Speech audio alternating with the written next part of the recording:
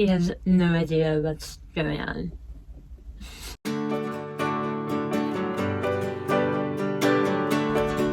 Hey guys, welcome back to my channel. My name's Elly, and if you're new here, my channel is the best place on YouTube for survivors to thrive. So if you like videos about getting on with it even after a big diagnosis or a major life change, I think you're gonna like this channel too. So head right down there, click that subscribe button, hit the notification bell, and every time I post a video, you'll be the first to know.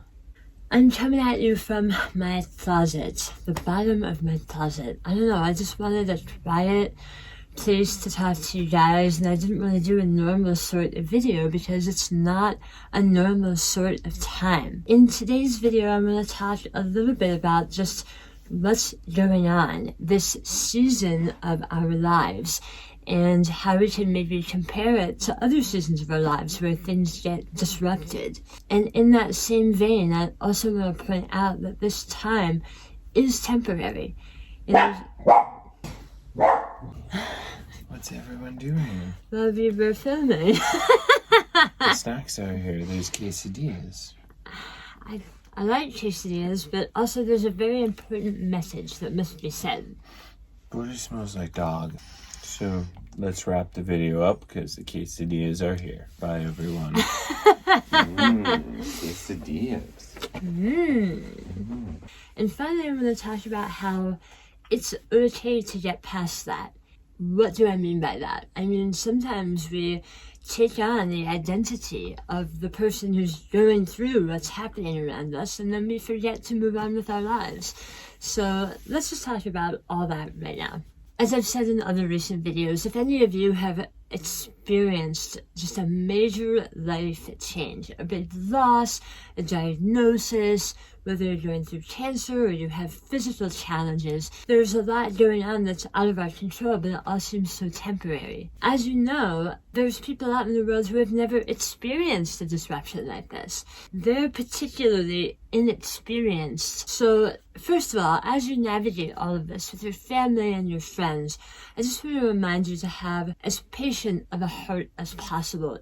If we can keep a patient heart with people who don't know how to process this, it's just going to make the world a little bit kinder, a little bit nicer.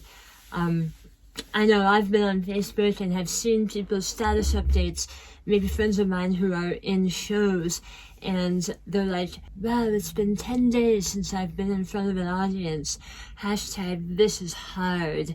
And you're just like, give me a break. When the spaghetti sauce hit the fan in our world, stuff didn't necessarily turn around overnight. It's okay to just ignore them or just say, look, you're gonna get through this, and at the end of it, you will be in front of an audience or whatever, because that's the truth of it. And sometimes people they don't see beyond the scope of their own problems, and it's okay to cut them some slack for that. What is it about a major life change or even a disruption like this, what we're experiencing now collectively, where we really want to take on the identity of the person that's dealing with it?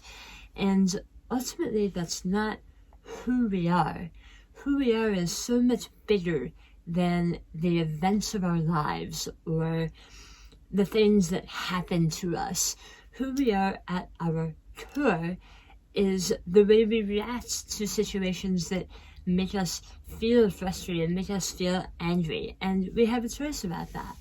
A lot of people that are dealing with a disruption like this for the first time, they don't know how to process it. They don't know how to talk to other people, and honestly, and this isn't I'm not saying this in a bad way, that's shame on them, but most of the time they're just thinking about themselves and what's happening to them. It's nothing against you or anything that you've been through.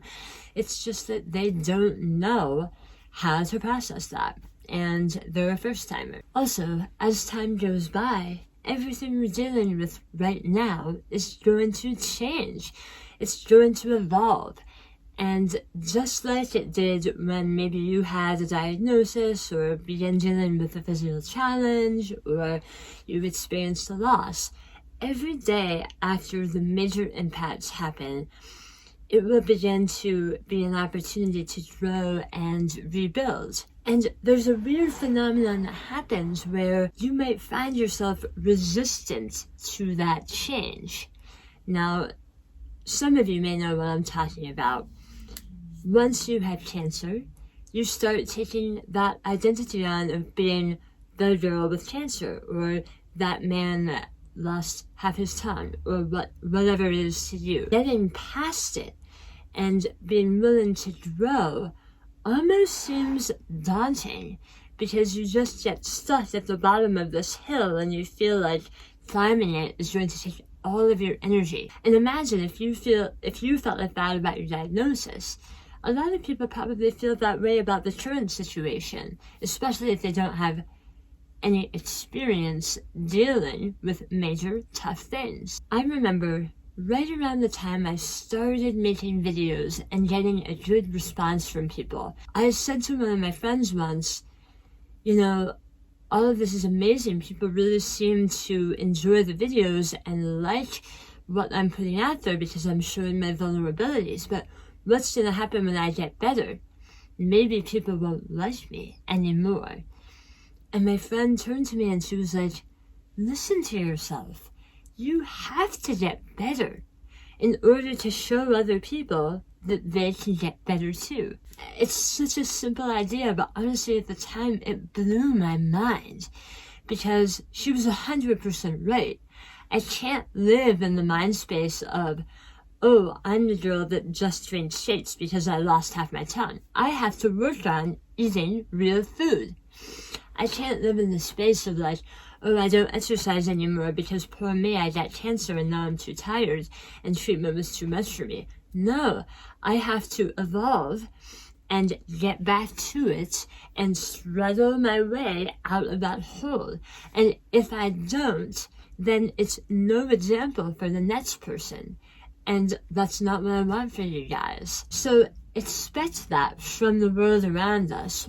As the restrictions begin to lift and as people begin to peek back out and try to rebuild their normal lives, there's probably going to be a lot of resistance. Whatever identity people are taking on as a result of this, it's not always an easy thing to get out of it. And not only will you experience that resistance from yourself, where you're like, wait, I've always been that girl who had cancer, or I've always been this guy who lost half his tongue. You will also feel resistance from the outside world when you get out of those boxes. Imagine that.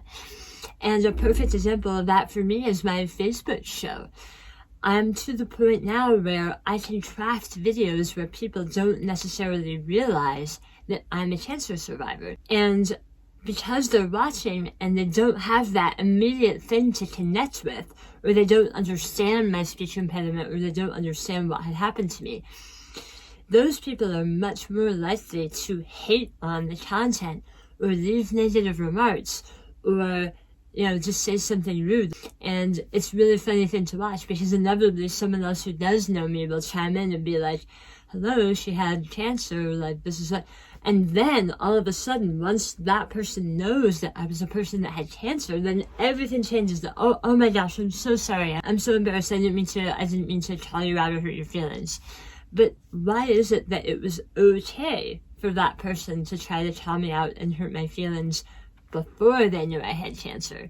So you might understand this too. There's a resistance from the outside world for you to go back to being normal, because as soon as people are too normal or too polished or too perfect looking, then it's like, well, why should we listen to that person? Who's that person? What's that person? But you don't do what you're doing for those critics. We do what we're doing for the people that need to see that they can heal. So as we're dealing with all of this national situation right now, and as we're in our homes, and as we're reading more, and as we're developing our patience with our families, and as we're enjoying walks maybe a little bit more often, and less trips to stores, and more time at home, maybe really take some time to reflect on what a gift it is to observe these patterns around us.